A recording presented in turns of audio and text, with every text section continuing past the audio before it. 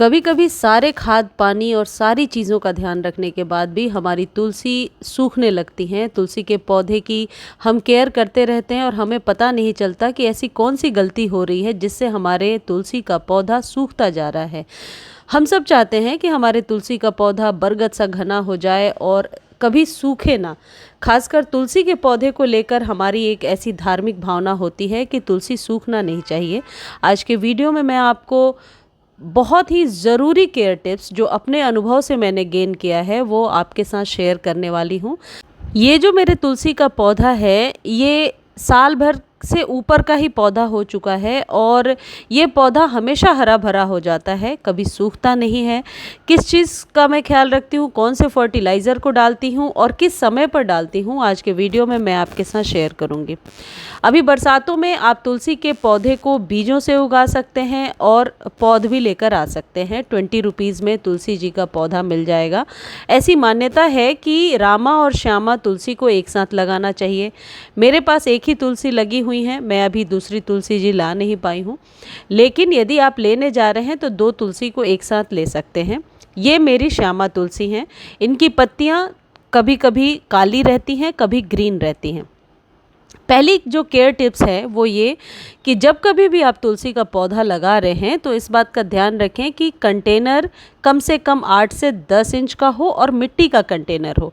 यदि आपने गौर किया होगा तो ये देखा होगा कि मेरे पास सारे कंटेनर प्लास्टिक और सिरामिक्स के हैं, लेकिन सिर्फ तुलसी के पौधे को मैंने मिट्टी के कंटेनर में लगाया है और इसी में लगा हुआ है सालों साल से। तुलसी जी हमेशा मिट्टी के कंटेनर में ही अच्छे से ग्रो करती हैं। ऐसा नहीं है कि प्लास्टिक में ग्रो नहीं करेंगी, लेकिन इनकी लाइफ अच्छी रहती है मिट्टी के कंटेनर में। दूसरी चीज़ क्या है कि अभी आप देखेंगे आपके तुलसी के ऊपर कुछ इस तरीके से मंजरियाँ निकल आएंगी। मंजरियाँ इनकी बीज होती हैं जो तुलसी जी के पौधे पर ही पकने लगती हैं। मंजरियों को पका करके आप तोड़कर रख सकते हैं या फिर इसे आप उगा सकते हैं। 10 से 15 दिनों में नए बीज उगाते हैं। यदि इन बीजों को आप नहीं कट करते हैं तो तुलसी का पौधा धीरे धीरे मैच्योर होकर के अपने लीव्स को गिराने लगता है, पत्तियों को गिराने लगता है। पौधे को ऐसा इंडिकेशन मिलता है कि उसके जीवन का सर्कल पूरा हो चुका है। तो इसलिए इन बीजों को हटाना बहुत ही ज़रूरी है। बीजों को कभी भी आप गमले के पौधे के ऊपर ना छोड़ें। आप बीजों को हटाने के बाद उन्हें फेंकें ना, आप चाहें तो उसी गमले में नीचे कुछ इस तरीके से जैसे मैंने बिछाया है आप बिछा दीजिए। नए बीज जो है बहुत जल्दी जर्मिनेट हो जाएंगे।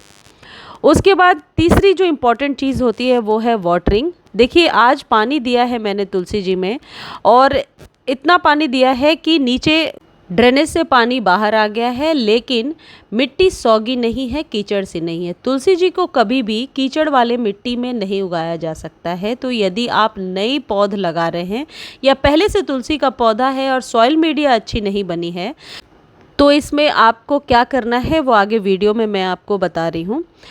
अब अगली जो इम्पॉर्टेंट चीज़ है वो है ट्रिमिंग। कई बार हमें क्या लगता है कि हम सिर्फ खाद और पानी का ख्याल रख के अपने पौधे को घना बना सकते हैं। ऐसा नहीं है। पौधे पर ट्रिमिंग और पिंचिंग खासकर तुलसी जी पर बहुत ही इम्पॉर्टेंट रोल प्ले करता है। इसके लिए आपको करना क्या होगा, यदि आप घना बनाना चाहते हैं पौधे को तो ऊपर से आप जिस तरीके से मैंने अभी कट करके दिखाया, चुटकी से इसे ऊपर की 4 पत्तियां आप हटा देंगे।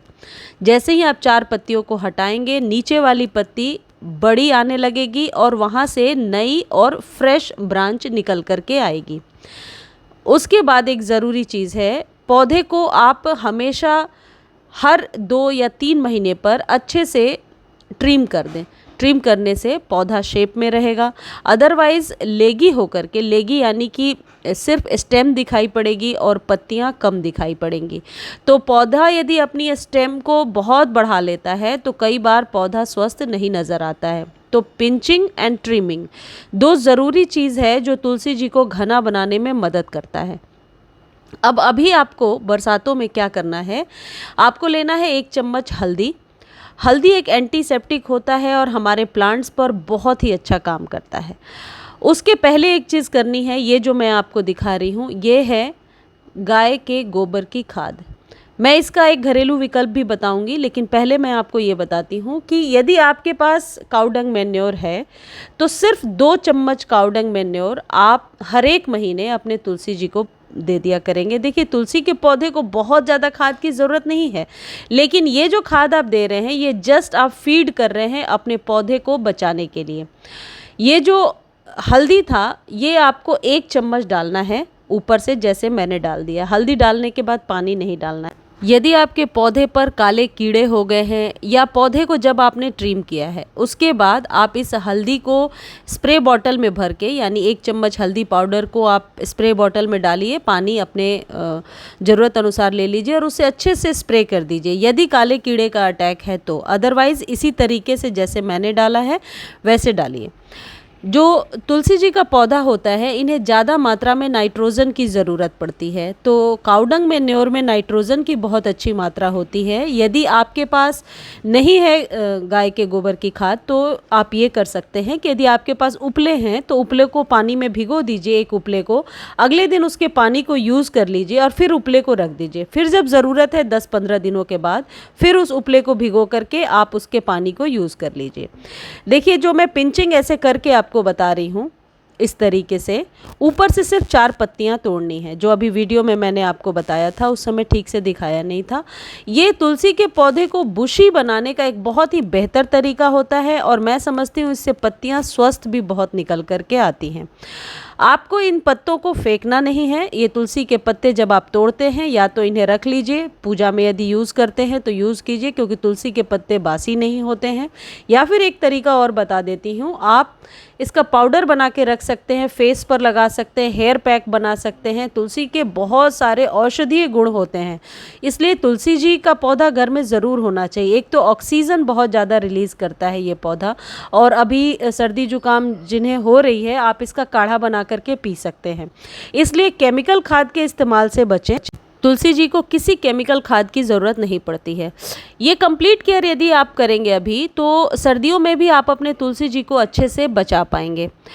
अब पानी की यदि बात करें, बरसात में आप ओपन में रख दीजिए, लेकिन कभी भी इस बात का ध्यान रखिए कि तुलसी में इतना पानी नहीं होना चाहिए कि ऊपर से पानी पानी दिखाई पड़े गमले में। जिस तरीके से मैंने अभी आपको दिखाया कि पूरा वाटरिंग करने के बाद भी मिट्टी किस तरीके से सिर्फ मॉइस्ट है, गीली नहीं है। पानी खाद का ध्यान रखने के बाद आप ये ध्यान रखें तुलसी जी को पूरे दिन के सनलाइट में रखना है। अब मान लीजिए आपके पास और कोई खाद नहीं है और कोई घरेलू खाद देना चाहते हैं जो कि बहुत ही बेस्ट है। आपको 1 चम्मच चाय पत्ती चाहिए, फ्रेश टी लीफ ले लीजिए और उसे आप डायरेक्टली मिट्टी में डाल सकते हैं। आप चाहें तो इसका बॉयल करके काढ़ा बना करके पानी से स्प्रे कर सकते हैं, या फिर आप 24 घंटे के लिए नॉर्मल वाटर में भिगो दीजिए और इस तरीके से पत्तियों को उलट पलट कर देखिए, और यदि काले कीड़े हैं या किसी भी प्रकार का कीड़ा है तो उस पर अच्छे से स्प्रे करके आप धो दीजिए। इससे क्या होगा कि पौधे स्वस्थ भी हो जाएंगे और पौधे पर किसी कीड़े का भी अटैक नहीं होगा। चाय पत्ती का जो पानी होता है ये नाइट्रोजन से भरपूर होता है, तुलसी जी के पौधे के लिए एक बेस्ट सुपर फूड है, आप ये समझ लीजिए। तो यदि काउडंग मैन्योर डाल रहे हैं और आप चायपत्ती वाला उपाय भी करना चाहते हैं तो 15-15 दिनों के गैप पर कर सकते हैं और एक साथ भी कर सकते हैं। इस तरीके से आप अपने तुलसी को हरा भरा और घना बना सकते हैं। देखिए, एक ही स्टेम है और ये पौधा कितना घना हो गया है। तो यदि पौधे को आप समय पर ट्रिमिंग करते रहेंगे, खासकर अभी बरसातों में, तो आने वाले सर्दियों में भी आपका पौधा बहुत ही स्वस्थ रहेगा। तुलसी जी को मिट्टी के कंटेनर में लगाइए। और अब मैं आपको बताती हूँ कि किस तरीके के सॉइल में आप लगा सकते हैं यदि पौधा न्यू लगा रहे हैं या फिर पहले से आपके पास तुलसी जी लगी हुई हैं। तो एक भाग यदि आप गार्डन सॉइल ले रहे हैं तो उसमें 25% आप वर्मी कंपोस्ट और 25% सैंड ज़रूर मिला लें। ज़्यादा कोई खाद मिलाने की ज़रूरत नहीं है। इन तीनों चीज़ों के मिक्सर से आप बहुत ही अच्छा एक वेल ड्रेन सॉइल तैयार कर सकते हैं। अब एक चीज़ और एडिशनल है जो आप, यदि आपके पास है तो आप ऐड कीजिए, नहीं है तो कोई बात नहीं, वो है हमेशा मैं बताती रहती हूँ स्टोन डस्ट पाउडर है तो 2 चम्मच मिला लीजिए। उससे ये जो पत्तियाँ मैं आपको दिखा रही हूँ ये बहुत ही चमकदार और फ्रेश निकल करके आती हैं, क्योंकि उनमें कैल्शियम बहुत ज़्यादा है। और यदि नहीं है तो कोई बात नहीं, आप इसे स्किप कर सकते हैं। लेकिन जब भी आप खाद बना रहे हैं, जब भी सॉइल मीडिया बना रहे हैं, इस बात का ध्यान रखें कि वर्मी कंपोस्ट और सैंड भी 25% ज़रूर होना चाहिए। एक और इम्पॉर्टेंट चीज़ है, गमले में ऊपर से 2 इंच आप ज़रूर मिट्टी खाली छोड़िए। कई लोगों को मैंने देखा है कि बिल्कुल मिट्टी ऊपर तक भर देते हैं, ऐसा कभी भी नहीं करना चाहिए। 2-3 इंच ज़रूर खाली छोड़िए, ताकि जब भी आप फर्टिलाइज़ करते हैं या पानी डालते हैं तो एयर बबल ऊपर तक आए और आपका पौधा स्वस्थ हो। यदि आपने ऊपर तक भर दिया तो पानी डालने पर वो पौधा नीचे अच्छे से, आप कह सकते हैं, एब्जॉर्ब नहीं कर पाता है। तो इन ज़रूरी 5-6 चीज़ों का आप ध्यान रखेंगे तो आपके तुलसी का पौधा आने वाले सर्दियों में भी स्वस्थ रहेगा और सूखेगा नहीं। मुझे उम्मीद है आज की जानकारी आपको अच्छी लगी होगी। मैंने कोशिश किया है जो भी मेरे पास अनुभव है आपके साथ शेयर कर सकूं। फिर भी यदि कोई क्वेरी है तो आप कमेंट सेक्शन में पूछ सकते हैं। जितनी जल्दी हो सकता है मैं आंसर देने की कोशिश करूंगी। धन्यवाद।